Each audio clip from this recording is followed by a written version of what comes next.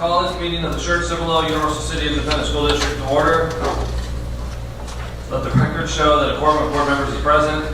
This meeting has been duly called and that notice of this meeting has been posted in accordance with the Texas Open Meetings Act, Texas Government Code, Chapter 551, and the time is now 6 p.m. Could everyone please rise for the Pledge of Allegiance. Pledge allegiance to the flag of the United States of America and to the republic for which it stands, one nation, under God, indivisible, with liberty and justice for all. Honor the Texas flag. I pledge allegiance to thee, Texas, one state, under God, one and indivisible. All right, thank you all for being here this evening. I'd like to say this first, but I don't know if we've ever had a board meeting where there wasn't a single person in the audience. That would be a first note. Oh, there we go. Let's have some. Okay. Thank you very much. All right, this time, Dee Dee, can we have the roll call, please? All board members are present. Should have done that first, so I apologize. No need for a president's welcome today.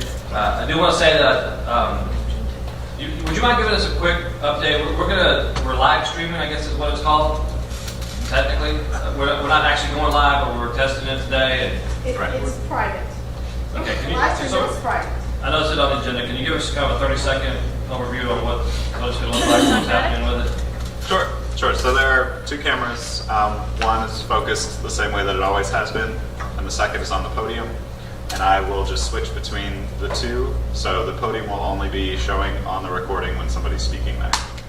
And right now we're going to YouTube, so this is uploading as we speak, but no one can see it until I flip a switch later on. So if something goes horribly wrong, we won't flip that switch. Is there be a time delay between when things actually happen and when it... It's about 15 to 30 seconds. Okay. Get that, Mr. Pruitt? Yeah. You asked that earlier. I don't know why you asked that question. So there is a delay if something horribly goes wrong or whatever reason. Right. Okay. All right. Anything else about that? Live streaming? Okay. We're going to do this for real next month, I understand. Is that correct? Okay. All right. Sounds good. All right. Just trying to buy some time for Mr. Westbrook here. So we're going to get the Vice President's recitation of the district mission, vision, values, and priorities. Vision statement prepare every student to be a productive citizen. Values, leadership, character, commitment, service, and learning. Am I following this one? Our mission statement. Schertz-Cibolo-Universal City Independent School District provides a safe, secure, and challenging environment through the responsible use of all resources to afford opportunity for all students to realize their individual potential and to become responsible and productive members of society. Priorities.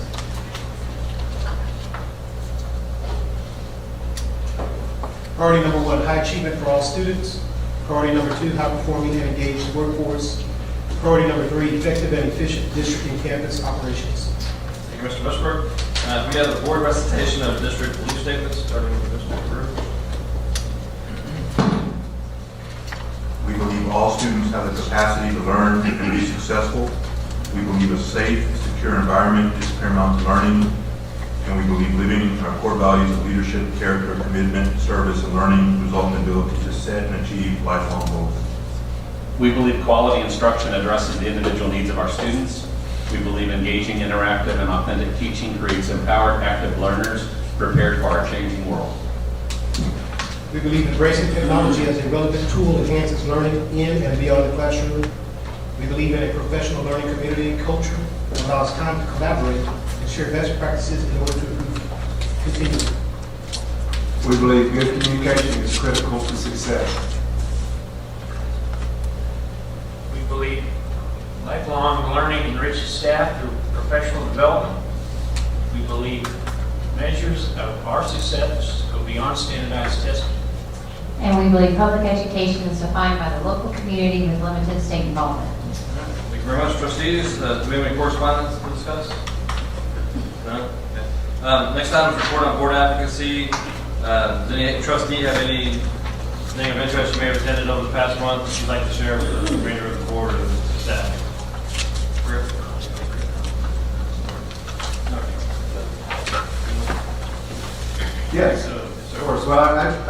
did my watchdog thing during the month of May, of course. I attended the strategic planning meeting on May 23rd. Also attended one of the curriculum market sessions on the 25th, which was a little scary, by the way.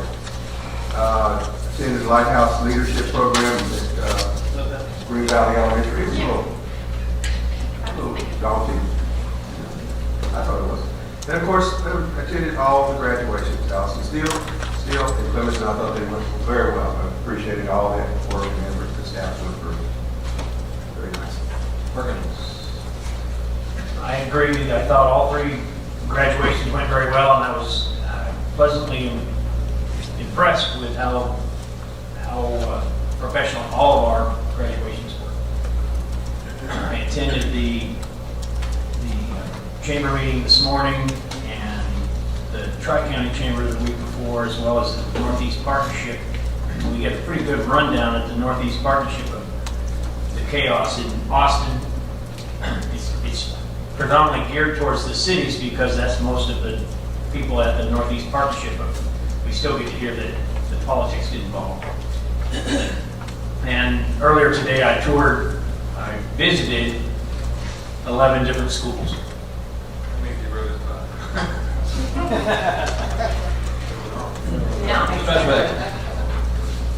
Going on to graduation, Gary and I were presenting at TASB last week, and a fellow board member from a different district, small town, came up to compliment us because his grandson graduated from Plymouth and he was there. He pulled us out, so that was nice to hear.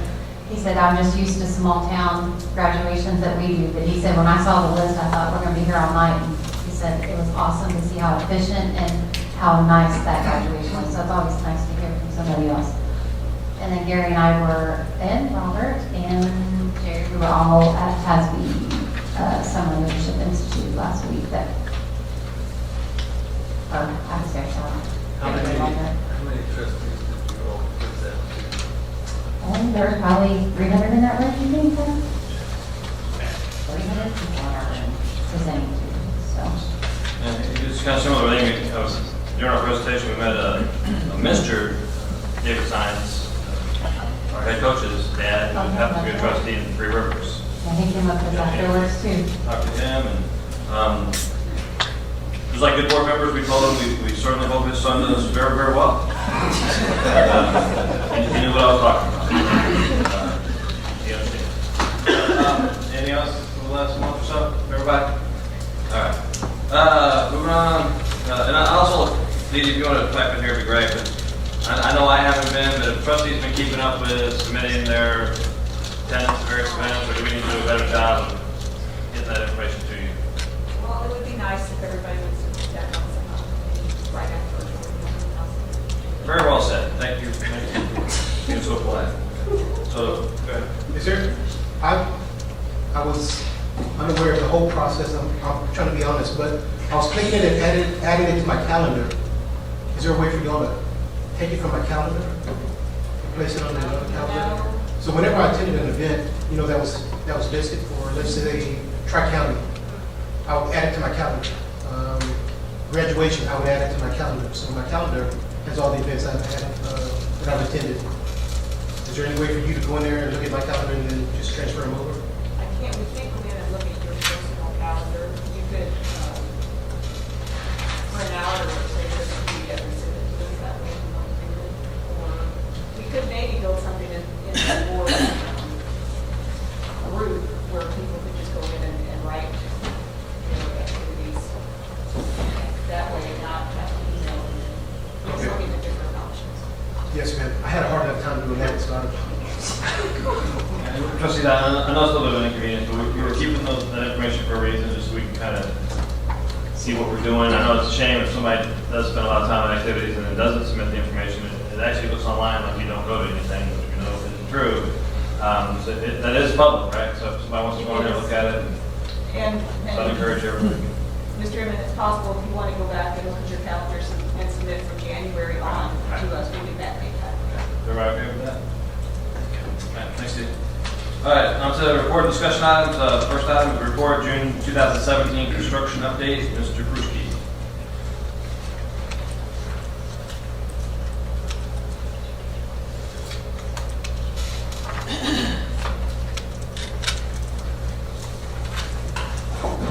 Good evening. Just for the June update for construction of bond projects. Just as a reminder, there's the 5 items there. Today we'll be talking about 3 of those, being number 1, 2, and 3 Rose Garden Clemens and HVAC replacement. Starting off with Rose Garden Elementary, we're making progress slowly but surely. That number at the bottom will start rising up a little quicker.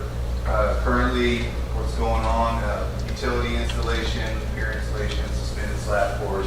So we're basically getting most of the concrete finished up and steel erection has started. So the finished product, the architect rendering of what we're looking at, a lot like the Cibolo with a little bit of tweaks. Here's the site plan, to which we possibly could have a tweak for you later on this evening. We'll get to that later. I think y'all are well versed on that part. But the concrete pours, there's some pictures of the activity going on there. They've been doing some really early morning concrete pours. Probably, I think the last one was Friday. I think they did that one at 2 or 3 a.m. And work on. So the erection going on in the cafeteria, and then the piers and the underslab work. Clemens High School, if you haven't seen it, there's been some changes that have occurred already.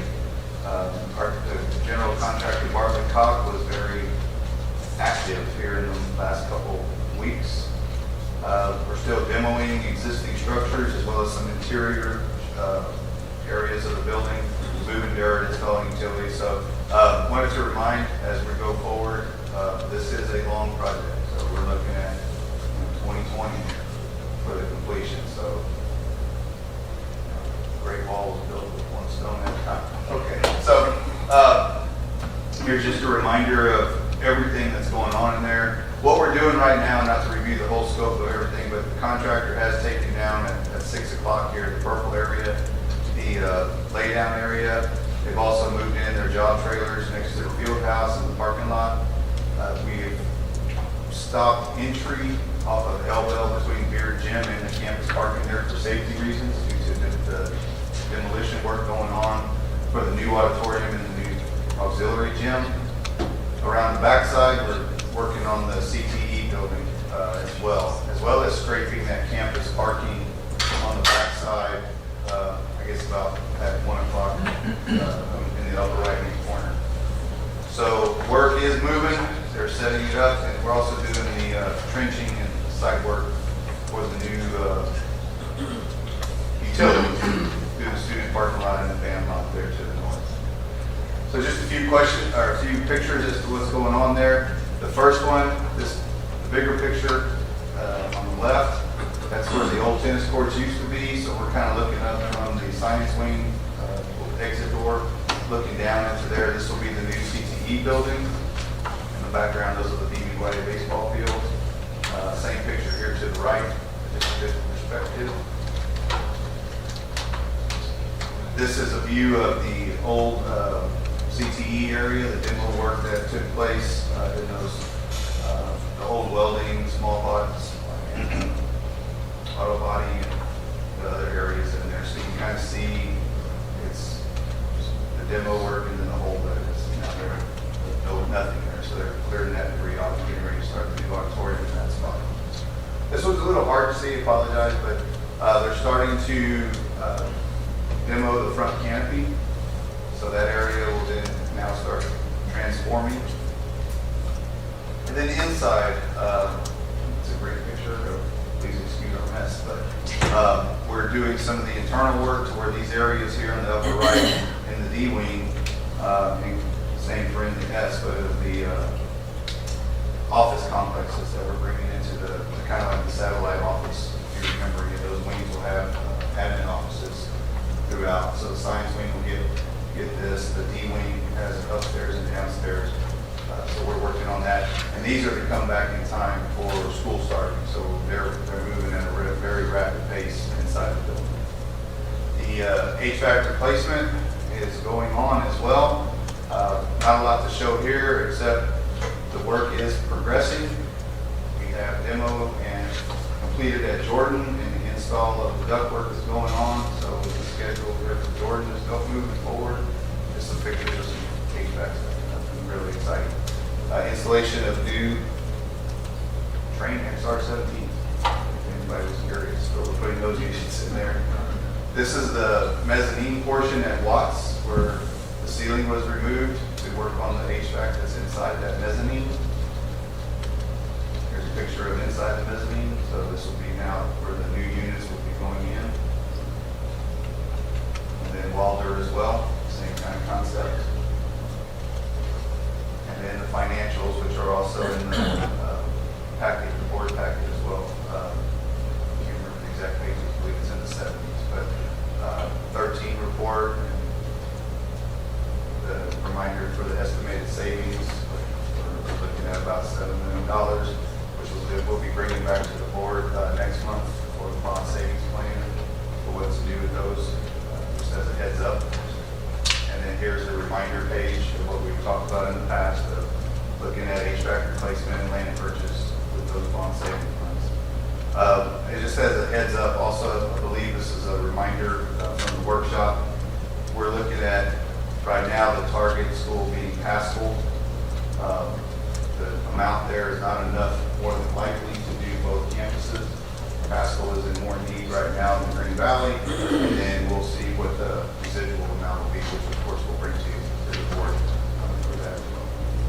And then this is just a reminder, we still have money coming in from 06 due to the city of Schertz, the Corbett lift station reimbursement. So there are a few little projects going on with those dollars for that bond.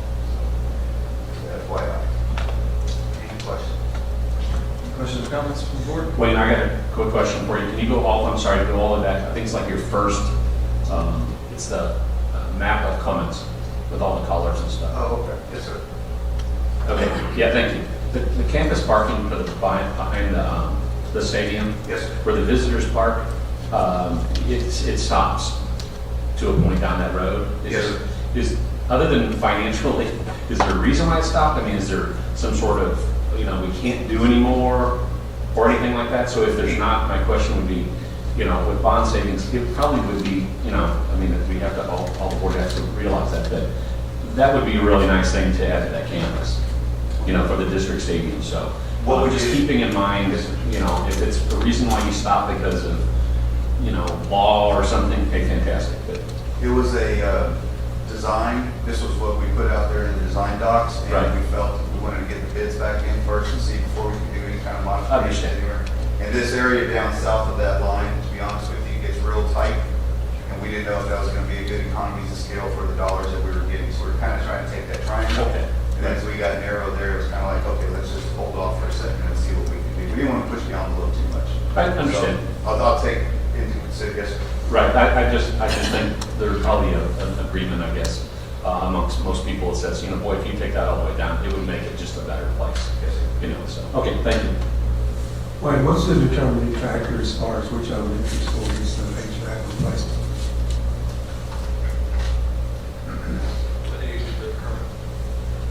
Both schools are at similar age as far as their life cycle, Right. but when we take a look at the work orders and the money that's getting spent on maintenance on the campuses, Pascal, we're spending more time and more dollars on Pascal than we are Green Valley. All right, I appreciate it, thank you.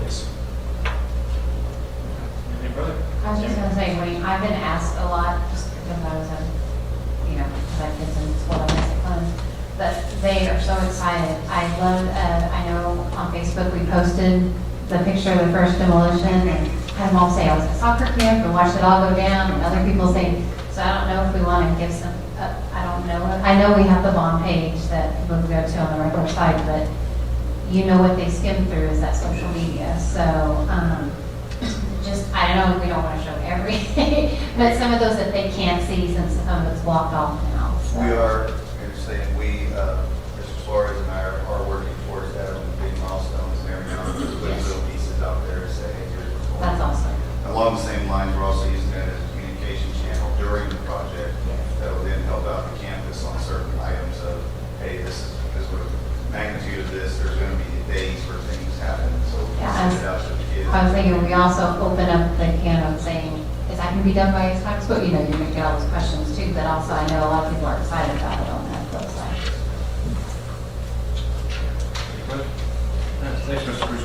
Thank you. Before I go any further, I just want to introduce and welcome the newest member of the upper level administrative team. And that's our new Director of Elementary Education, Ms. Veronica Goldhorn.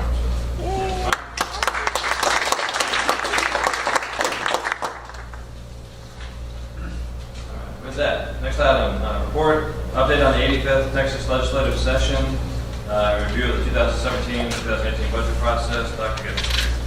Yeah, just a reminder, the other night we held a budget workshop and nothing has really changed since then in a way of just waiting this month and then potentially even the July board meeting because the special session would have just started on the 18th and that meeting is in July 25. So we would just be a weekend. So contrary to the way we normally do business, this may be a special call meeting, you know, which may be difficult to do, but bring the budget home, if you will, right at the last minute. Now, one of the reasons what I just distributed, we heard this seemed to be a buzz at SLI this weekend, was this second bullet on the list for the call, a teacher pay raise of $1,000. And so what we didn't want to do, typically, under normal circumstances, on tonight's agenda, we would ask the board to approve our compensation plan. For those of you that were at the workshop the other night, we said we're not going to do that because we need to see what this means. We don't want to wind up giving two raises. You know, this one we're made to give one because some law passes at the last minute. So the number 2, number 3, number 4, number 5 on this list, teacher pay raise of $1,000, admin flexibility and teacher hiring and retention, which we have no idea what that means. I mean, we know what those words mean, but we don't know politically why that was added to this call. School finance reform, and that's interesting. That is back on here, and school choice for special needs students, which we interpret to mean about this. That is our opening. Let me just add, sure, I think, you guys looked at the legislative update last week? Yeah, I don't think I mentioned that earlier, but so, the big ticket item that night, Speaker of the House Strauss came and spoke to us, and I think it was in the paper the next day, got on TV news that night, and just knowing what I know about politics, it was kind of his opportunity to lay down that he's not going to play games, I guess you could say, and almost kind of picking a fight, I guess, with the other side of the table. Oh, yeah. Even though they're all Republicans, so to speak. But my prediction based on that is probably he's going to dig in. His Lieutenant Governor, Patrick, he's going to dig in, and not a lot's probably going to happen. My prediction. It just seems like that, right? They're not entering into the cooperative spirit of, hey, let's get things done and move on. It's more of a digging in your heels, and why are we even here? It's kind of a commentary. That's what I would be interested to see what the definition of special needs students becomes if that part of it passed, because I would guarantee that the number of special needs students in the state would increase by a little bit of, you know, and the legislature would not have an issue with that. Right. Even though they want to put a cap on special ed numbers now. I'm a skeptical person. So like I say, I'll just be interested to see what special needs. I've always been a special needs student, so you know.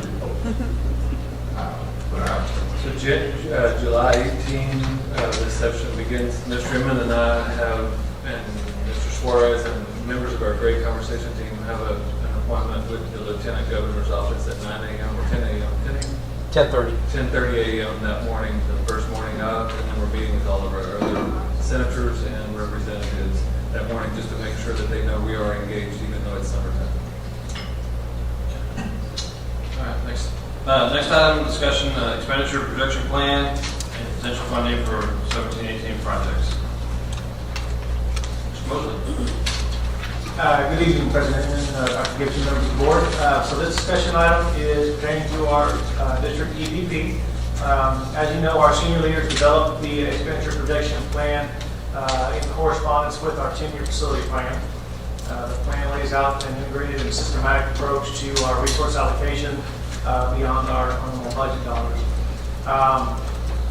As a reminder, we approved the last year, or this current fiscal year, the 16-17 EPP back in October. After much discussion since that one, we will be bringing back a recommendation to the trustees regarding special projects to consider for funding during our 17-18 fiscal year. This item will come back to the board as a report in July, with anticipated action coming in August. We have two attachments with the item. First attachment is the overview page of the expenditure projection plan, showing the annual amounts by department. And then the second attachment is the school fund balance report. Both of those items were reviewed at the last workshop that we had as well. Yeah, Judy, if I may, just to kind of put a bow around this item, though, similarly to the last item on the agenda, we're prioritizing, we're still meeting weekly.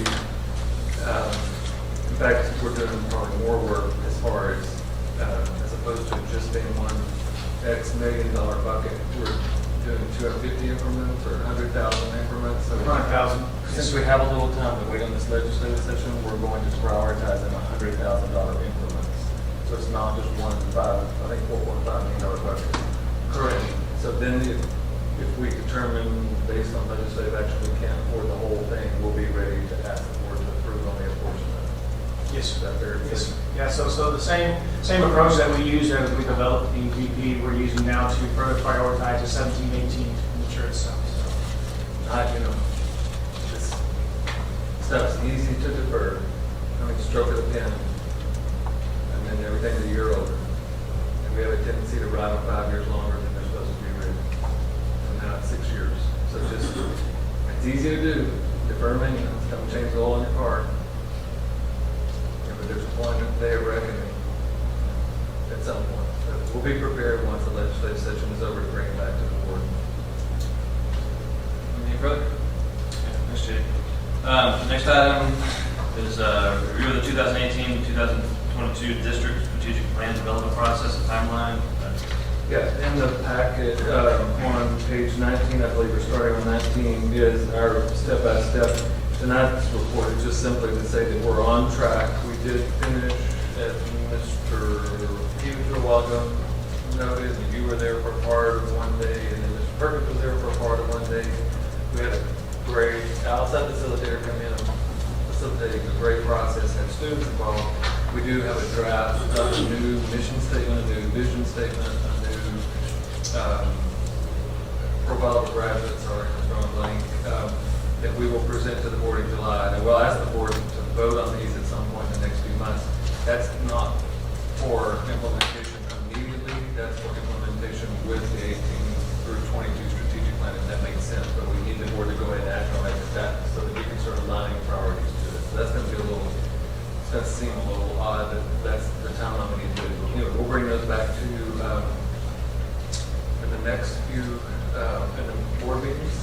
And if I can, I would like to distribute this real quick. And Ms. Strasbeck, if you don't mind, can you, whenever you get yours, just keep them going. Evie and I like to refer to this as a snow cone. They go all the way around the one area.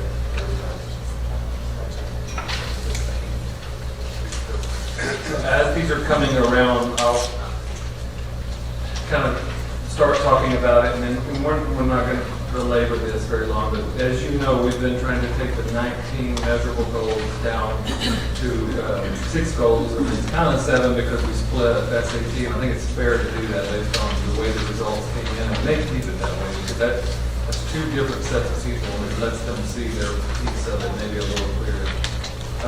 So 1.1, and whereas we did well relative to our surrounding area, the ultimate goal is 90%. And I don't remember, I can't tell you how many times in the last few weeks the conversation has said, well, or has wound up, we want someone saying that's what we need to consider for 2018 through 2022. And 90% may be too high on STAR. I don't know. We set this when STAR was just a baby, and when tax was the name of the game at that time. Do you want to add to that? that, and also we talked about at the end of the strategic plan that last year, also the final phasing on the two for the STAR test as well. So that's going to have to be a consideration as we develop that part of it as well. Right, and so that, there's this, here's what we have right now, here's what we're planning for 17, 18, and then here's all this conversation for 18 through 22. It's all happening simultaneously. And I'll give another example straight across on 2.1. 69 is as high, right at what, as high as we've been. Charted our trend line, moving up to that. We set that goal at 80%. I think at the workshop the other night, for those that were here, we didn't know about workplace dynamics data or top workplace data when we first set that goal. 80% sounded good, like, man, that's attainable. And what we realized is that's best in class all over the world. You can get an organization to 80% in your top scoring band. So not for this coming year, that's one. This is red. But for the 18 year, we may ask the board to consider something more like 72% or 74%. We'll just have a conversation about it this fall. The goal, and I'm not going to go through all these, it's yellow on 3.3 because we changed the indicators. I think the staff did a really good job switching. The principals did a great job of switching to the new survey, and we liked the new survey better actually, but it was different. So it's yellow because the questions were different. It's hard to do a comparative analysis. The highest results we've ever had for the goal 1.8. Yet it didn't hit what we had set as our indicator. Very proud of where we are with goal 1.10, the extracurricular. And then what you see from that point on are some of the new ways we're going to do business. And I guess if y'all remember the 19 indicator scorecard that we looked at in the past, that's going away. Completely. We're just letting it go, and then this takes its place. So we've got strategic actions listed out, and we've got the ways that we monitor it along the way. So when you're hearing priority reports during the year, if you look down at the bottom on progress monitoring, that's the data that you should be hearing. Does that make sense? So when we give you reports, those are before the end of the year, that's the data that you should be. So I want to say it this way. You're going to have more quantifiable data on those reports and then a little less talk. If that's a fair way to put it. That's the shift that we're making this year, so that you get to see the data sets. And that doesn't mean we still won't have some dialogue, and we'll be open to any questions that you have, but you're going to see the data along the way. I guess that's it. That's really the highlights. I just wanted you to see this. This is a draft, and it's just you're seeing it kind of in progress. I have a question. So I know we used to have the big scorecard, like we just showed that at the workshop we did. Picture of it. So looking ahead of 2018 through the next one, are we going to have as many of those? No, We're just going to go straight to just this Yeah, one? I think that's what we should do, and I think that's what the conversation we're having is that this is easier to understand. It's easier to align actions to. Are we going to go down to just these minimal goals then for the district? That's a good question. I don't know why you're asking that, but it's just interesting. We were talking about this today. So one of the thoughts, I'm going to go ahead and say this, since the audience is full, I'm going to make sure everybody hears it at one time. One of the thoughts that's out there right now for 18 through 22 is leaving priority 3 on efficiency, where that's a separate item, and then priority 4 is parent, student, and community engagement. We get those separated, and we really focus on efficiency as a separate indicator. That's just a thought. But then the other ones, I think, are staying pretty strong. And if any board member has any strong feelings about that question, Ms. Strazak, ask now is the time to provide feedback, because we're going to start getting that ready to bring back to the board. That concludes the report. Yes. All right, next item is for discussion, conveyance of easements at future high school property side. Mr. Rivera. President, members of the board, Dr. Gibson. As you're aware, we haven't talked about it very much, although we probably will be talking about it more in the years to come. We do own a 101-acre site not too far from I-35 and Old Weederstein Road, also known as Cibolo Valley Drive up to a certain point. And we've been approached by our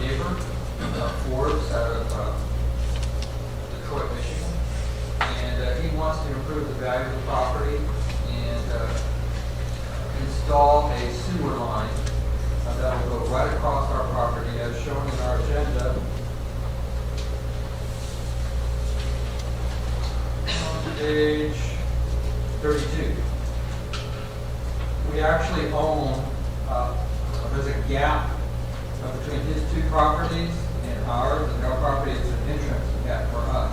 We can turn into right off of old, off Weirstown Road. So he's asking permission for an easement there, and he's also installing a sewer line up the road a bit, and asking for us to share in that cost. That's the cost for that will nickel for us about $12,000, and he's paying the other half.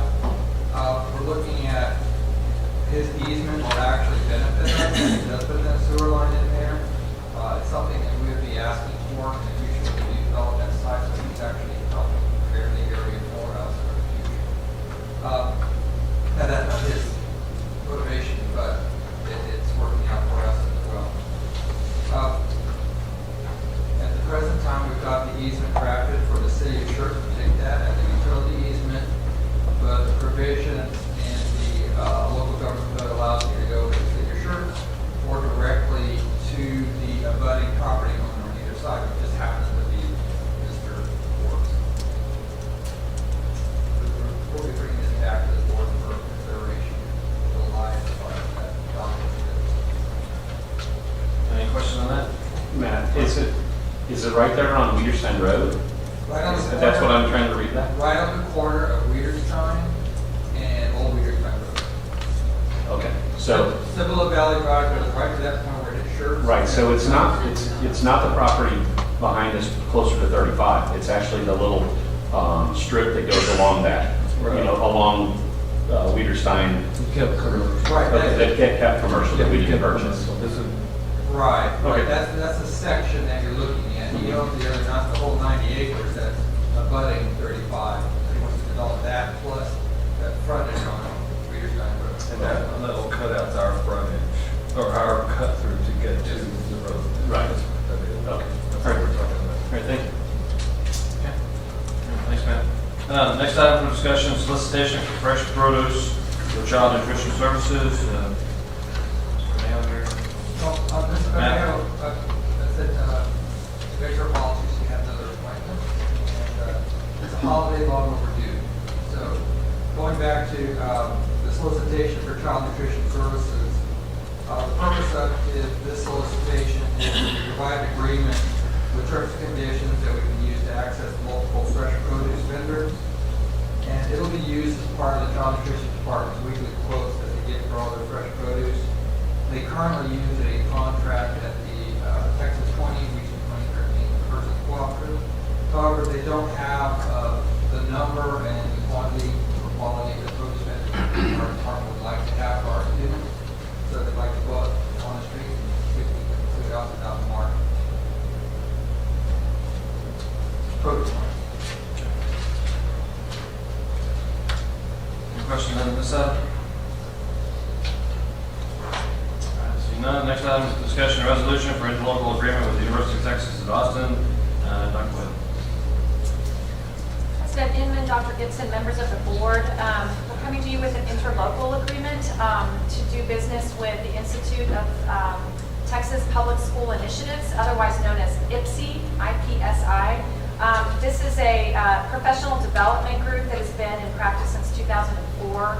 They've done quite a bit of work for the state of Texas, but also several service centers, including Region 20, our local service center here.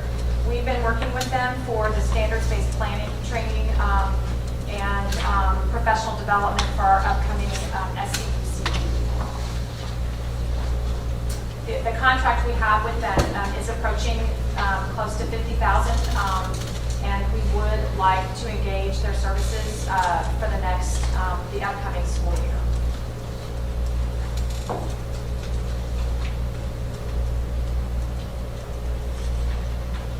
Any questions on this one? So again, assume this will be back in July for action.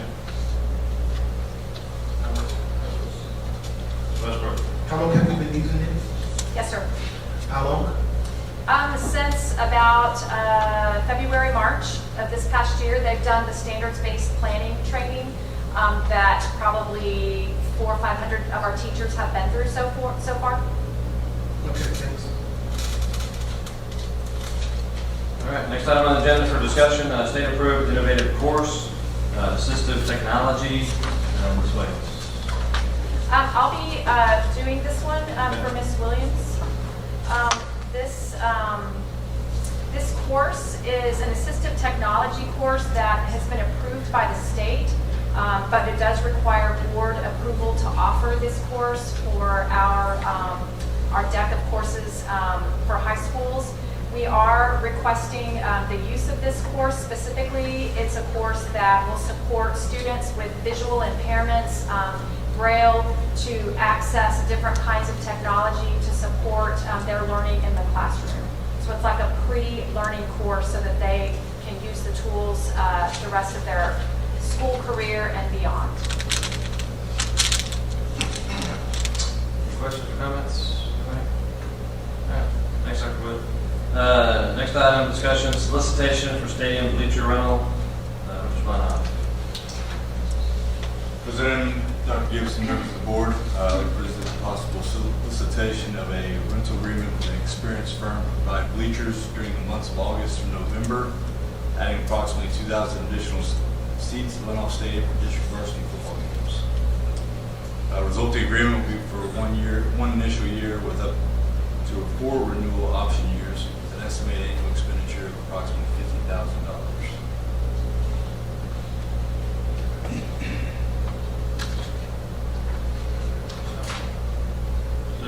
Basically, same layout, the same cost and everything as last year? The cost actually has increased. It was only $36,000 last year. However, we expect it to remain at the $50,000 level going forward. More seating or basically the exact same thing we had last year? It was actually, they misquoted us last year. It should have been $50,000, but they already misquoted. I was just gonna say, there are a lot of football games you were at that we saw playoff games that nobody was sitting in those. Yeah, weather and knee injuries, but you take those away and we would have been packed and we would have been getting hammered up here. So, I'm impressed with the picture. That's somebody that was concerned in wanting a bigger stadium. Should know this now. Roughly how much do we charge per ticket? $8, 10 at the gate. So this adds additional capacity of up to 2,000 seats? Yeah, 2,000. We don't get that money, do we? Do we get the gate? I thought, UI got it.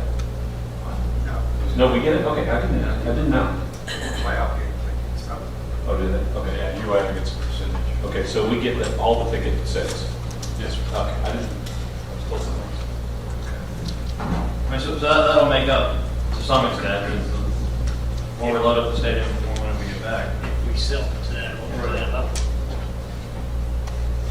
knowing that we can't control weather and knee injuries. So if each of us in this room sells 50 tickets. Constant pyramid.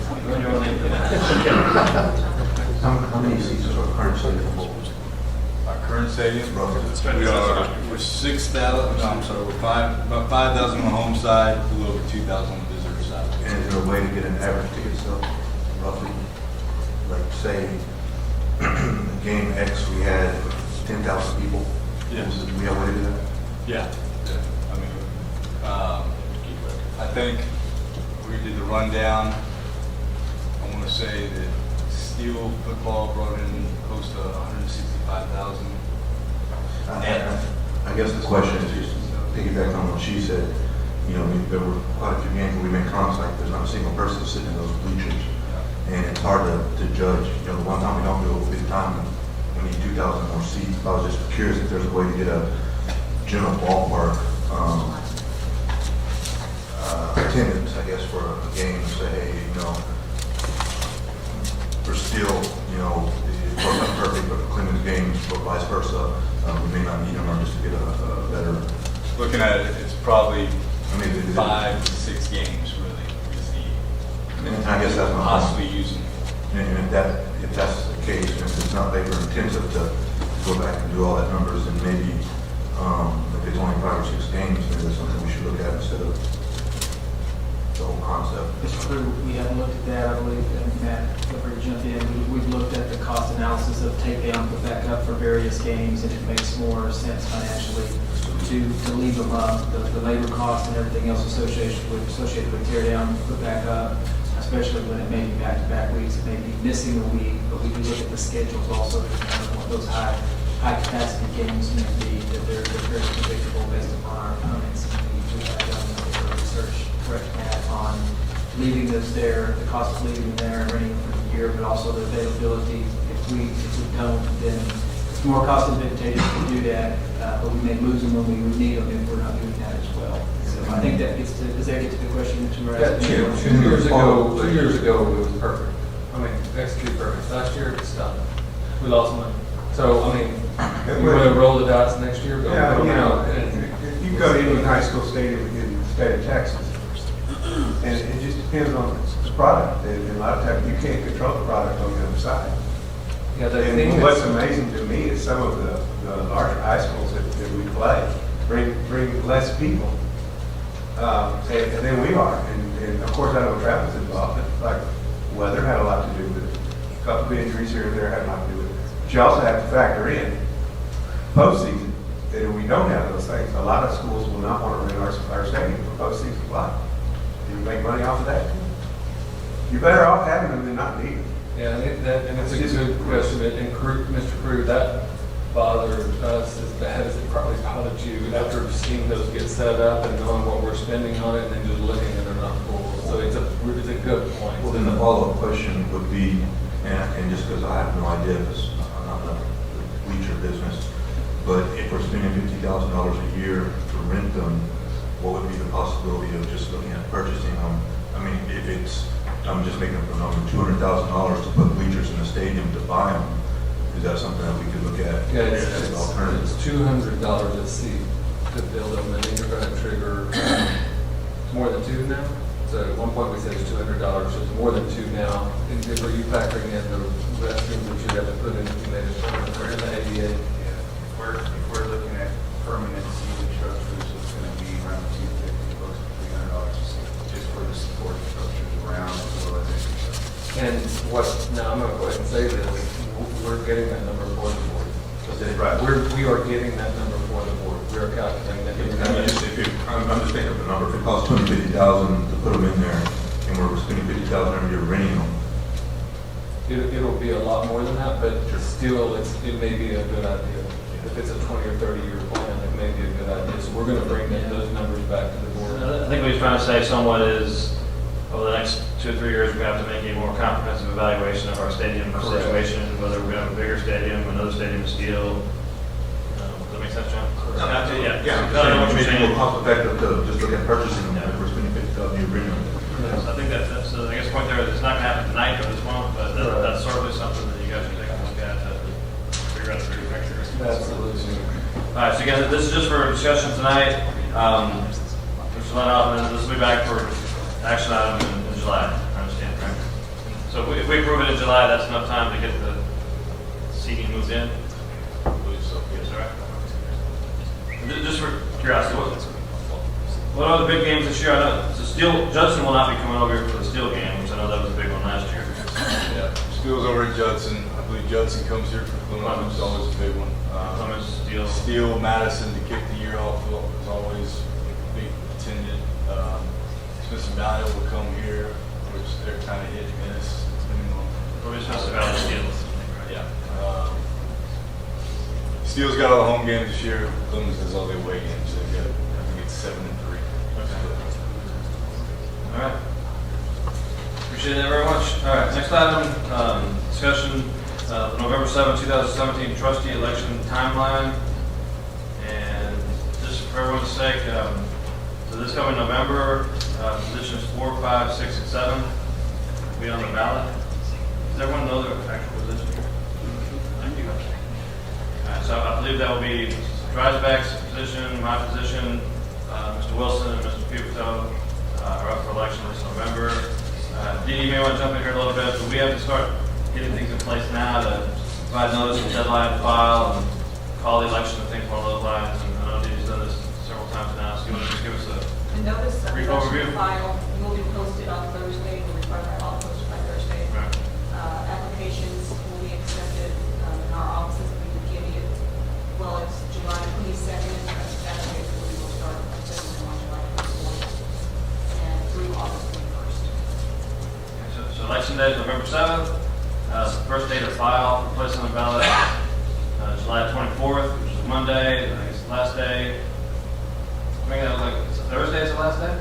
The last day's a Monday. Yeah, whenever I'm looking at it, it's saying Thursday, August 10th. We Well, posted that's that the summer way hours, because summer that's hours. during summer hours, Okay. yes. The last day to file will be Monday, August 21st. Alright. So, any action items we're going to have right now? Those are not until August. Any questions on that? I got a quick question. December, it says the notice of deadline to file. When can you pick up a packet? They will be available on Thursday, and we'll have it, the website updated on This Thursday? This Thursday, you Okay. can pick up packets. Thank you. The only thing I was gonna say is, we talked about training more people, or are we just gonna wait to have something, I guess, internal we talk about that? Yeah, I guess we can talk about it on this agenda, but we discussed in the past, just as a good governance practice, and we've done this at our presentations, the district have some type of training or, if somebody wants to be a candidate for school board, or they've already been signed up to be a candidate, helping them understand the roles, responsibilities of the school board trustee, and understanding our district, how we operate. We felt that was just best, that whoever gets elected, they fill in the spot and life goes on, and they end up being a much better trustee if we do it that way. I guess we haven't nailed down any details on when and how we have to do that. So the question is somewhat, do we wait until after the filing period, so then that would be all of the candidates who have actually filed? We had talked about some people even doing it before, just feedback from trainings we've done, that some people do it before people even file, so then they know if that's something they're interested in doing. Anyone have any thoughts on that? Does that make sense? We should ask. And I think TASB has a video of what it means to be a school board candidate or school board member or something like that. We could possibly make that available on the website, just for anybody who wants to take a look at it. That'd be a little bit easier than us holding the session. But I certainly wouldn't mind the idea of having something out there before people even file, so they know what it is they're looking to do possibly, and then certainly have something once everybody's filed for it. Sound okay at this point? Is Bobby Blunt or anybody else having the same, similar same session? In other words, are any other districts around here? Any other districts Not having really Bear County sure. School Board Coalition? Sometimes they have. That may be something we could talk to them about, and ironically, I'll bring that topic up later, but just, maybe a good idea for them to have a session in San Antonio, and then anybody and everybody, maybe a brief 20 that wants to think about running for school board, then they would host it there, instead of us maybe having our own. I think at some point, we need to have one once people have signed up to run, so we can talk about Schertz-Cibolo. That would be a good idea to talk about. Yeah. Anything else? All right. Anything else on that, Dee? Good. All right. Next item for discussion, board operating procedures. Again, as you guys know, for good governance purposes, we thought it was very important to take a look at our board operating procedures, at least on an annual basis. Dee Dee has put together a little down packet at your desk. We also thought it was important to have these here with you to just take a look at. Time to time, you may want to write your name in them. So in case Mr. Brew misses his, he won't feel the need to take yours. I know, Yeah. I scan my name to my phone, so I have it all the time. So check it against every email. All right. Anyways, this is just for discussion, but just want to let you guys know, take this month to review this, scan over and whatnot, and if there are any ideas that you have or questions about why it's this way or something you'd like to see possibly changed, here over the course of the next month, we can put that on the July agenda. But we just want to make sure that we review this and approve it on an annual basis. Okay? And this is online as well. Okay. Any further questions? Mr. Brew? We get to request seating changes. See anything? He's been asking us for months now. I have been asking, but. All right, next item, discussion, board consideration, consensus on discussion items eligible for action next month. And it gives you back up here, but it looks like we're having number 5, 6, 7, 8. Looks like we'll have number 9. And we got anything further on the election, Didi, for next month? Not in July. No, okay.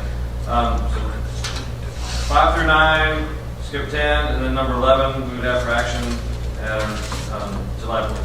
Everyone okay with that? Again, as always, if you have any questions in the meantime, you can contact me, Dr. Gibson, or the staff. If there's any issues come up in the meantime. So 3 will not be brought up in July for action? Because we're waiting until the legislature. Okay, all right. Good question, we're gonna wait. Oh, good point. So, as of right now, it's a 30-day session, correct? So that ends on what day? It's 18th, August 18th. Whatever, it's, So that's maybe after our August meeting, right? Or- it'll be after the July meeting, and it should be before the August, I think. And it may be September before we come back and get this thing, and we'll figure out what we're gonna do. Makes sense, Mark? Yes. Good. Sir? I just want to clarify on the bleachers. I'm not asking for anything before next month or anything like that. I'm just asking long-term. Some of the questions that I asked is just the feasibility of looking at purchasing versus renting stuff, but I'm not asking for anything additional before it goes to consider.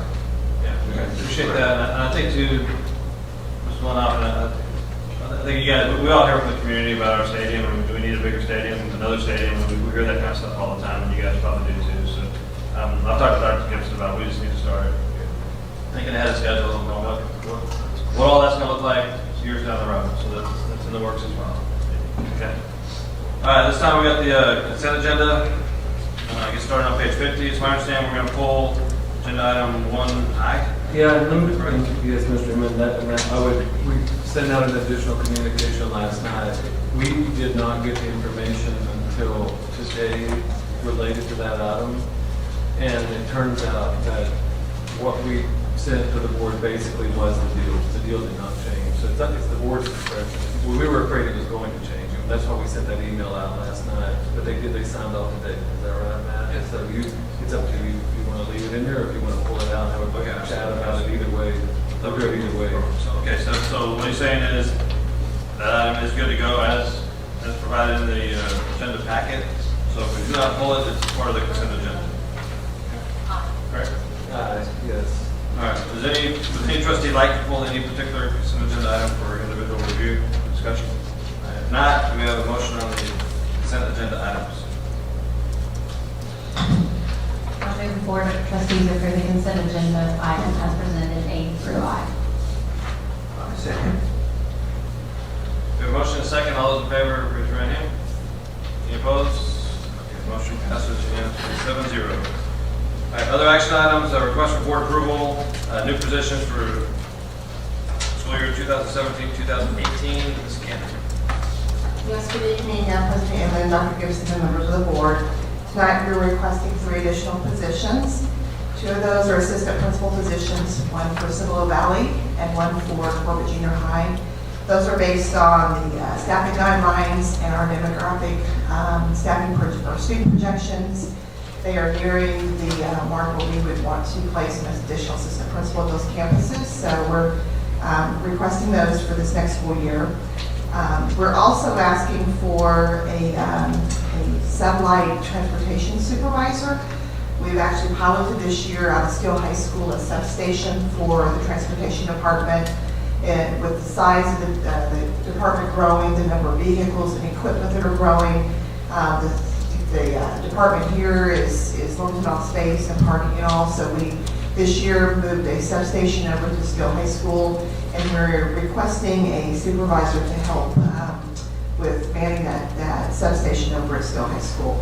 And that's helping us with mileage as well as our buses and servicing that northern part of our school district. So those are the 3 requests for this coming year. And I apologize, I meant to say this as a way of introduction, but these were the 3 positions that were mentioned in the board workshop the other night and discussed there briefly, but discussed there. Not everybody was there, I guess is my point. So that's a little bit of background for those of you that were not there at the workshop. That's correct. questions on those? One more. Yep. Second.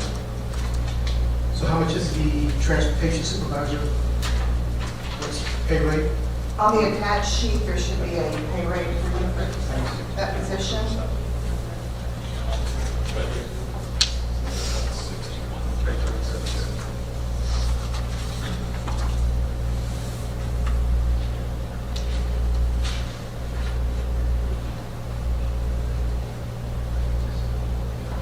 It's $66,000. Thank you. All right, any further questions? If not, do we have a motion on this item? Mr. President, I move the Board of Trustees approve the attached new position list of 2017-2018 school year as presented on page 137. I second. All right, we have a motion and a second. Any further discussion or comments? Seeing none, all those in favor, raise your right hand. Any opposed, same sign. Motion passes unanimously 7-0. Next item is request for board approval, budget amendment number 7, general operating budget, additional funds for tax appraisal services. Ms. Malone. Yes, Mr. Chairman, Dr. Gibson, members of the board, the 2016-17 budget allocation for the Guadalupe Appraisal District is more than anticipated. We usually get a refund from them around this time. We did not receive such a refund yet, and so the budget amendment is to, we didn't have enough in Function 99, so we need to make an amendment so that we're able to make that payment August 1st. You're just moving it between functions? From 41. So from 41 to function. Function 41 to function. The board approves the budget at the fund function level, so in order to make that transaction, we need board approval. You're not sounding ignorant, but what exactly is this for? It's to pay the fees for the appraisal district. So, I didn't know this. The appraisal district charges us to do appraisal? Yes. Or we pay some percentage based on the valuation in the district or something? Yes. Yes, that's exactly right. Okay, you want to talk about that? Yes, they, it's a taxing authority, basically, so whatever they collect for us, we pay a certain fee for, okay? But like Paige said, Leslie, they will get back a refund on any money that they didn't spend. So they have a budget. The budget was $100,000, they only spent $95,000, then $5,000 gets sent back to the taxing authorities based on their percentage of what goes in. So we are the highest collection, so we would get the highest percentage of that $5,000. So after the motion, I was going to ask Paige, why are they late? Because they've never been late. I was on there for 4 years, and they are on time, and they are not late. Right. We have not, and the reason we're bringing this is we want to be able to make that. You sure understand? Yes. And we still could see it, and I can bring that back to you. Yes, and that happens. we probably need to ask them why. Because they're not that kind of organization to be late on stuff. Well, I guess after you left, it fell apart.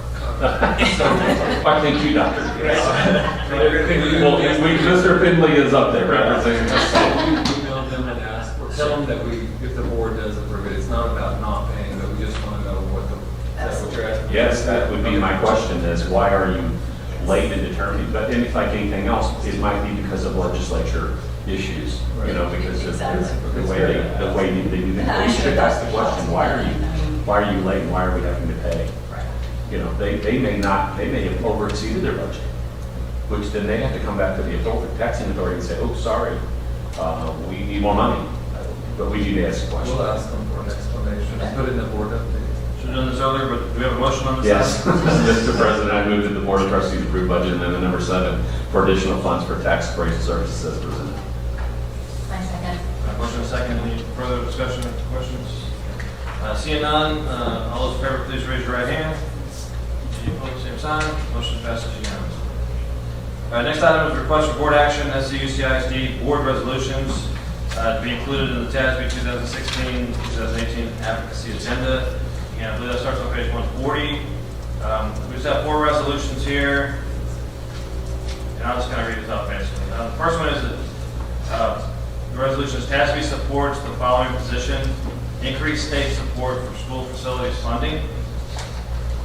The second one is TASB opposes the following position: charter school facility funding. Next one is TASB support the following position. Fund and increase the appropriation for the new instructional facilities allotment. And the last one is TASB opposes the following position. Any legislation that curtails current tax ratification, TRE, bond election dates from current law, increases ballot language requirements, or creates additional requirements for voter-approved TRE and bond elections, such as voter turnout thresholds.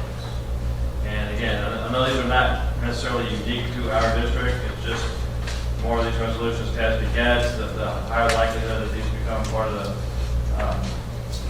the advocacy agenda, so to speak, if they then take the legislature during the next legislative session. So, and this is all going to get vetted by the what's called the LAC, Legislative Advisory Committee, as well as the TASB board this summer. Westbrook will be a part of that. Any questions on these? Motion on this item? Mr. President, I move the Board of Trustees approve the attached board advocacy resolutions to be submitted to TASB Resolutions Committee for inclusion in the TASB 2016-2018 advocacy agenda. I second that motion. All right, motion and a second. Any further discussion? Yeah, I got a question. Yes, sir. The resolution regarding the charter school facility funding. Are we not wanting to open up a charter school? Yeah, that's a good question. So we may want to make sure that the Fast Growth School Coalition, before they make their final submission, makes it clear that we're talking about non-public, or non-traditional public school charter schools. And the rationale there is, you know, the existing debt allotment hasn't been changed since 1990 something, whatever. And so in addition to not paying for that, now you're drawing more of what few resources there are for public schools to go into public charter schools. But that's a really good.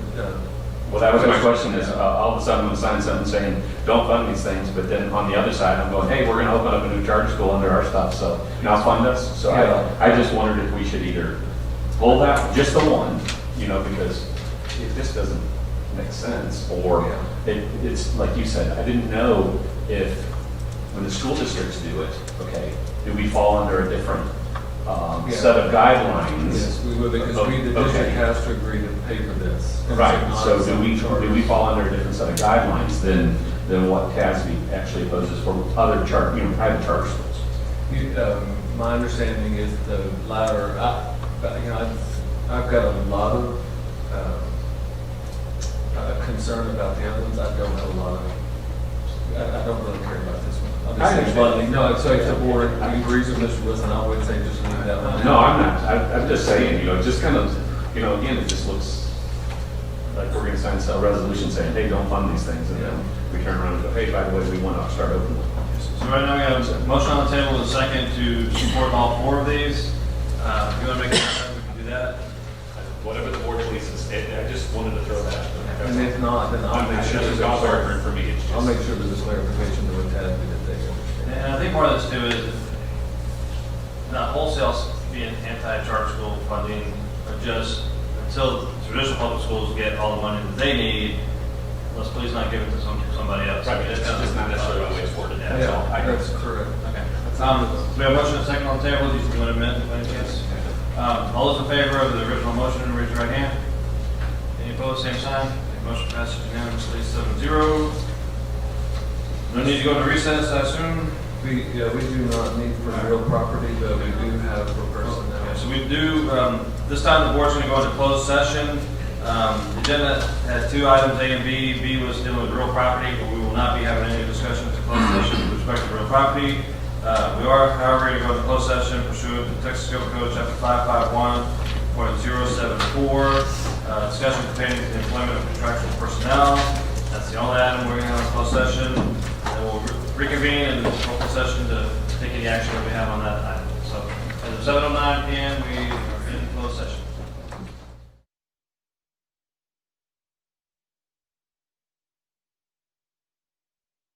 That's what you come back later when you see them. The board is reconvened in open session 7:32. Okay, who's also Dr. Wood, so I'll get. We discussed in closed session related to personnel, and we do have one action item to complete. Request board action, employment of contractual personnel. Ms. Cannon, anything further? Do we have a motion on this item? Mr. President, I move the Board of Trustees approve the employment list as presented of contractual personnel for the 2017-2018 school year. Second. Any further discussion? Seeing none. All those in favor, please raise your right hand. Any opposed, same sign. Motion passes unanimously 7-0. Okay, just while Mr. Pipito may be getting the master calendar up and running, one thing. There is no such thing. We'll let everybody know, Go Public is having, what Go Public is doing now, they're, I think every 3 to 4 months, trying to meet at a different school district that invites them to come out.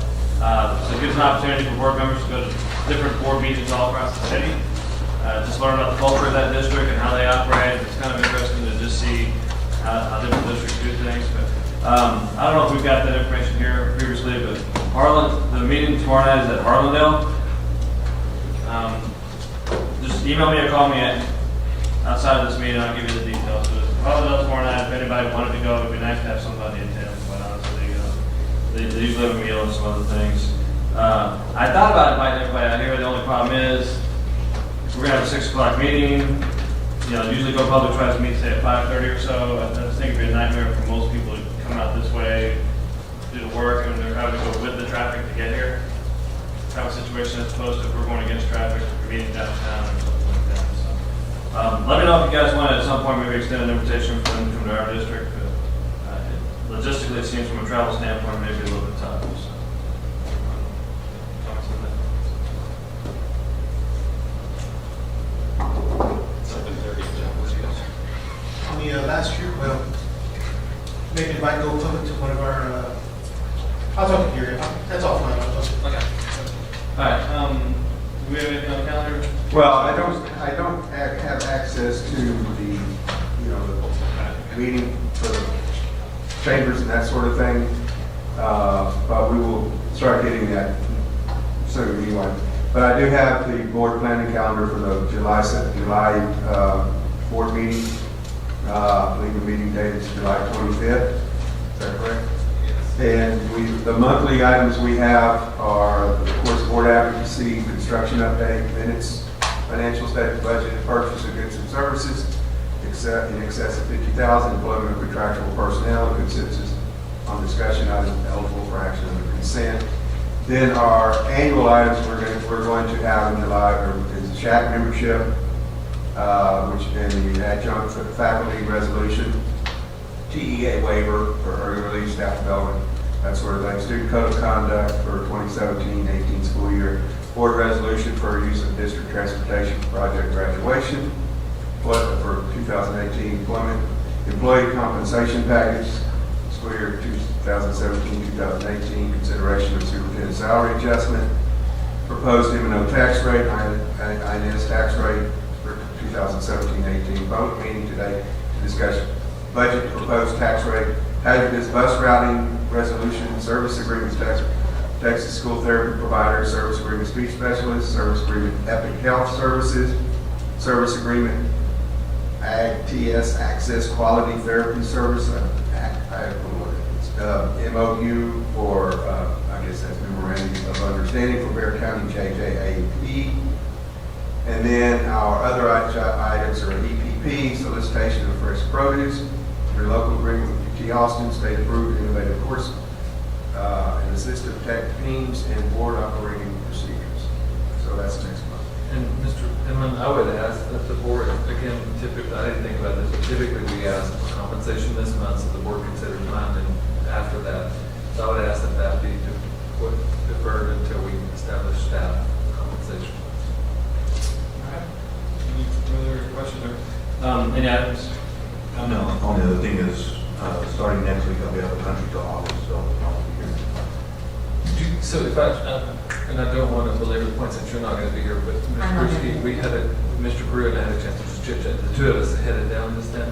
So what he's asking, and it's very logical, and we'll run the numbers for him back to the bleachers, is not a permanent solution, even though that's coming.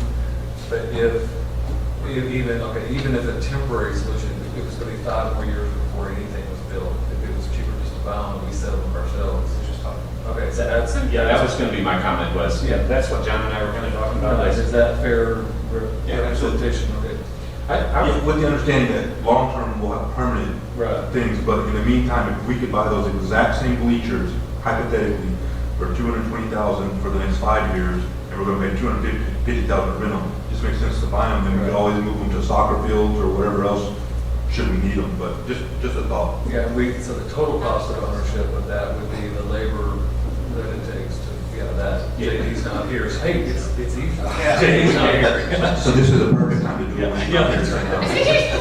Anyway, I wanted to circle back around, thank you for clarifying.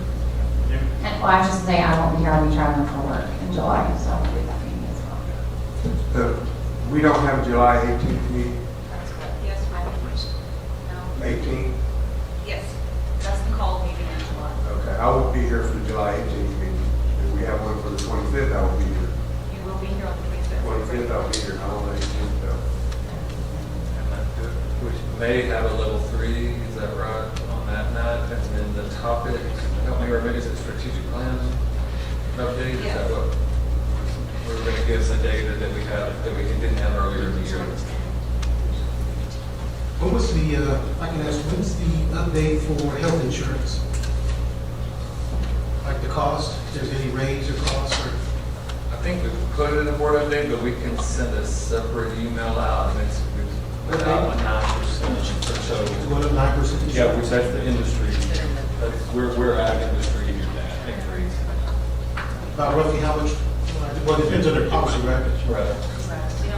We're enrollment is on right now, but Linda can, tomorrow, if y'all can just forward it to me, I'll push it to the board, just so you can take a look at the rates for the different plans. Okay. And I think you have a side by side, right? I decided, yes, I decided side for each of the plans if we dissolve over the health insurance. That's gonna go up 9%, so before and after? I'm sorry. The cost before and after, 9%, okay. Well, 9% is an average. Is an average. It's an average, depends on which plan you, some of them were lower than that, so. TRA We is haven't stopped us sure what they paid last year compared to this year. for the same plan. And TRS active care is about a 10% increase, and then what we're hearing, all the parts of self-funded in the area, it's about a 10% increase. So we seem to be right at what the market's doing. I mean, there's nothing we can do about it, but every now and then I hear a comment about it's in a race, whether their, their raise outpaces the cost of insurance and who's winning, who's losing. So, Well, unfortunately, once again, with a 2% raise appearing like all we can afford, it's going to be about a net zero. For some, depending on what they choose. I can tell you, I'm going with a high deductible plan now. I'm paying $25 a month, or what is it now? Now, 50 bucks a month for health insurance right now. But I have to keep $8,000 in the bank to do up the deductible. Yeah, and that's kind of the game now. I can tell you, as a member of the TRS board, where active care is going and care for retirees, and the care of the retirees do not like this. Not ones over 65, but ones Yes, the gap years. Right, the gap years, to have to, on a retired income, build up $8,000 is hard. If that makes sense. And so they're having to go to that, and I get it. I mean, it's frustrating to them. It's just hard. You're on a fixed income anyway. Inflation's going up. Your numbers staying the same. And then you've got to go save $5,000. That's why we're trying to encourage people, employees now here at HSA, That's why to try to build that, because they can take it in retirement. You'll see a lot of them are going to start using that home reverse mortgage section. You're right. And That's that's the only asset they have. That's exactly, unfortunately, that's exactly right. And what we're preparing for right now is for teachers to work longer. And so, which is at a higher cost. That's not a good or a bad thing instructionally. I mean, it just is what it is, but it's just a higher cost. That's a reality. I just don't want to go too far afield here. What, your request for agenda item or something? yes, sir. I sent Dee Dee multiple names of the companies that were from Schertz-Cibolo that we got from Miss Massey. Yeah. Miss Massey, how many, like 20, 30? There are, but each one of those requires an application to be filled out for, through TASB, and I need to get you that information after Priscilla send it, so I'm not sure how many you want to actually. I really don't have a problem filling them out. Okay. I really don't. It's just, but the board will have to consider whether we want it done once a month. I don't know how often we can present to a business. once a month, 2 businesses a month. As far as submitting them, Well, we can submit them, but once we get them back, are we going to have 30 businesses at one time a year, or are we going to do 2 per month, or something to that effect? I don't know what the board wants. What'd you say? For them to be recognized. To be recognized, yeah, to be recognized. We have 30, let's just say we receive 30 packets tomorrow. Are we going to invite all 30 businesses to one meeting? Or are we going to, we would put, I really don't know that board's. Well, it depends on the month. We can get 30 done in the next 3 months. Yeah. But we can't in April, May, and June, or March, April, May. So if it's off of our student ones, we can put that in. And there's some time in the fall, there's a couple of meetings in the fall that it's a little light on student recognition, and we can work them in then. all right, fair enough. And that would be a good time to get them done, actually. Yes, sir. Anything further? All right, so our next meeting is The 18th of July. July 18th. All right, with that, we stand adjourned at 7:44 p.m.